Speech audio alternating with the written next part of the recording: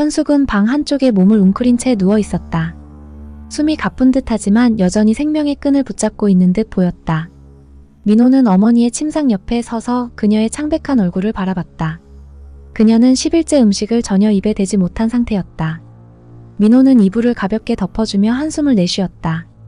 방 안은 습기가 가득 찬 정적에 쌓여 있었고 그 안에서 민호는 한없이 무력감을 느꼈다.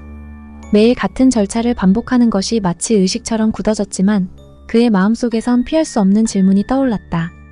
언제까지 이렇게 버틸 수 있을까? 그는 문가에 서서 잠시 어머니를 다시 바라봤다. 여전히 그녀는 가쁜 숨을 몰아쉬며 침대에 누워 있었다. 집에는 그의 넷째 동생 민준도 있었다. 민준은 방에 틀어박혀 술을 마시며 스스로를 고립시키고 있었다. 그는 오랜 시간 지병에 시달렸지만 그보다 더한 고통은 마음속 깊은 우울과 좌절이었다. 매일 술에 취해 방문을 잠근 채 세상과 단절된 생활을 이어가는 민준을 민호는 어쩔 수 없이 내버려 두고 있었다. 그에게 말할 힘도 그 상황을 바꿀 용기도 없었다. 아침 민호는 다시 외출을 해야 했다. 민준의 방 앞을 지나며 잠깐 멈췄지만 들려오는 건 여느 때와 다름없는 술 냄새와 텅 빈 정적뿐이었다. 민호는 조용히 현관문을 닫고 집을 나섰다. 어머니 조금만 더 버텨주세요. 그가 마음속으로 간절히 빌며 문을 닫았다. 저녁이 되어 돌아온 민호는 문을 열자마자 어머니의 방으로 향했다. 그러나 방 안에 흐르는 공기가 무겁게 느껴졌다. 그녀의 얕고 불규칙한 숨소리가 더 이상 들리지 않았다.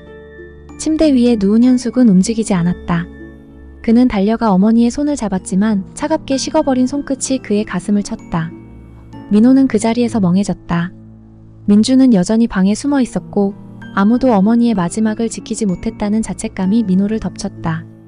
어머니가 일이 되셨는데 동생 민주는 대체 뭘 하고 있었는지 한탄스러웠다. 민호는 무거운 한숨을 내쉬며 민준의 방 앞으로 다가갔다. 문을 두드렸지만 아무런 대답이 없었다. 민준아?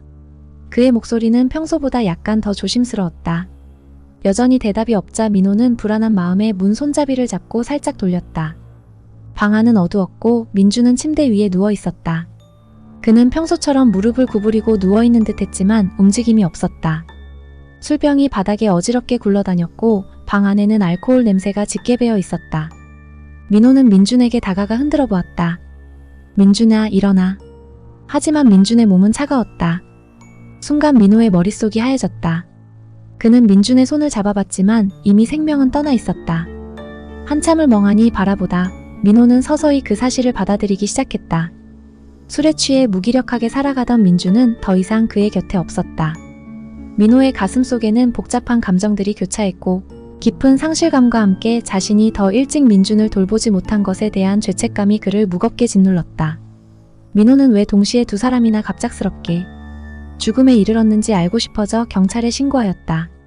그러나 경찰은 타살 혐의점이 없다고 결론을 내렸다.